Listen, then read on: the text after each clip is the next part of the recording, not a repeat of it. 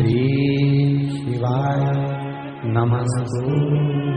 मंगलवार को अगर शिव जी के मंदिर में, शंकर के मंदिर में जाकर 1 लोटा पानी चढ़ाया जाता है तो हमारे कार्य में उन्नति होती है।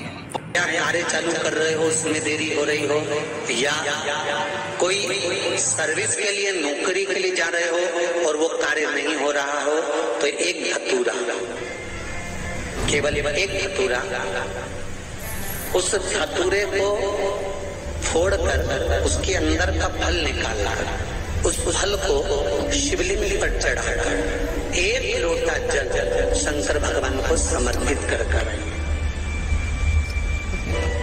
कौन सा दिन होना चाहिए? जम के बोलो जरा, मंगलवार का समर्पित करो। उसके बाद में आप विवाह के लिए अगर समर्पित करें हैं तो विवाह में देरी नहीं होगी।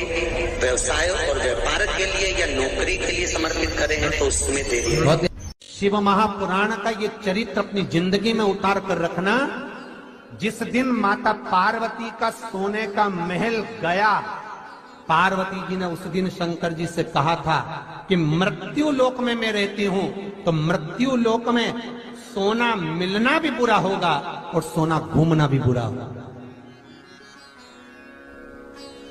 अगर किसी का पड़ा हुआ सोना मिल भी गया तो वो घर में एक ना एक दिन ऐसी आग लगाएगा, या तो घर टूट जाएगा, परिवार टूट जाएगा, सुख शांति चली जाएगी। उस घर में लोग मातम करेंगे, रोएंगे।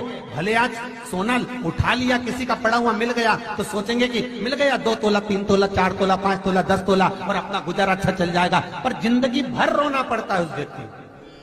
पार्वती जी कहती है सोना मिलना भी बुरा होता है और सोना खोना भी बुरा होता है।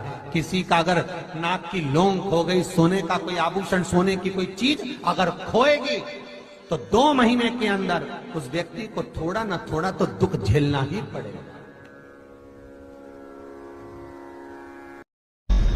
5 कमलगट्टे के साथ में 5 लौंग, 5 कमलगट्टे और 5 लौंग, कुंदकेश्वर का नाम लेकर जो चीज हमें खरीदना है, जो प्राप्त करना है, वहां पर डाल दिया जाए। हमारे 3, 3.5 या 4 मंदिर में झाड़ू लगा देने से मंदिर का जो निर्माल्य है, निर्माल्य मतलब जो भगवान पे चढ़े हुए फूल, पत्ती, सामग्री है, इनको उठाकर विसर्जन में रख देने से, या कहीं ले जाकर विसर्जन कर देने से, या मंदिर में थोड़ा सा भी जीवन में कोई फैलारा पड़ा हुआ है, कोई कचरा पड़ा हुआ है, कोई सामग्री पड़ी है, उसको उठाकर रख देने से हमारे जीवन में अगर कोई बोझ है, हमारी जिंदगी में अगर कोई दुख पहाड़ जैसा टूट रहा है, तो वो दुख अपने आप टल जाए, अपने आप।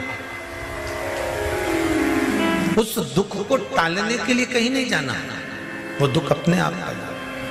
1 लोटा जल चढ़ा रहा है तो अकाल मृत्यु मेरा बाबा नहीं मार सकता, वो हाथ पकड़ कर आप करो उससे प्रार्थना। हम ये नहीं कहेंगे कि रोग नहीं आएगा, रोग आएगा, हमारे कर्म का भोग है, हमें भोगना है। स्वामी श्री रामकृष्ण परमहंस जी को भी बड़ी बीमारी हो गई थी। कर्मों के हिसाब से तो रोग, कर्मों के हिसाब से दुख, कर्मों के हिसाब से तकलीफ तो व्यक्ति को आती है। इस व्यासपीठ से हम ये नहीं कहेंगे कि आपको रोग नहीं आएगा या बीमारी या दुख नहीं आएगा। कोई आपसे कह दे कि आपको दुख नहीं आएगा तो हो सकता है वो पहुंचा हुआ हो, हम तो इतने पहुंचे हुए भी नहीं है। दुख आएगा, तकलीफ आएगी, कष्ट आएगा। तकलीफें हमारे जन्म से हमारे साथ चलती है, आएगा। पर आपका भरोसा अगर दृढ़ है, आपका विश्वास अगर पक्का है और आप बाबा पर अगर भरोसा करते हो और 1 लोटा जल चढ़ाकर आचमन कर रहे हो, तो वो दुख, ऐसा नहीं कि दुख नहीं आता, दुख आता है, पर भगवान के भजन करते करते, जल चढ़ाते चढ़ाते दुख आकर कब चला जाता है मालूम ही नहीं पड़ पाता। सब बोलिए एक बार जमकर, श्री शिवाय नमस्तुभ्यम। प्रैक्टिकल जरूर करना, कहीं सियोर वाला महाराज झूठ तो नहीं बोल रहा। शास्त्रों की बातें हमारे जीवन में हमें सुख प्रदान करे, इसलिए इस भाव का आनंद करते हुए आज की कथा को विराम देते हैं। श्री शिवाय नमस्तुभ्यम। वीडियो अच्छी लगी हो तो लाइक करें, शेयर करें और कमेंट करना ना भूलें।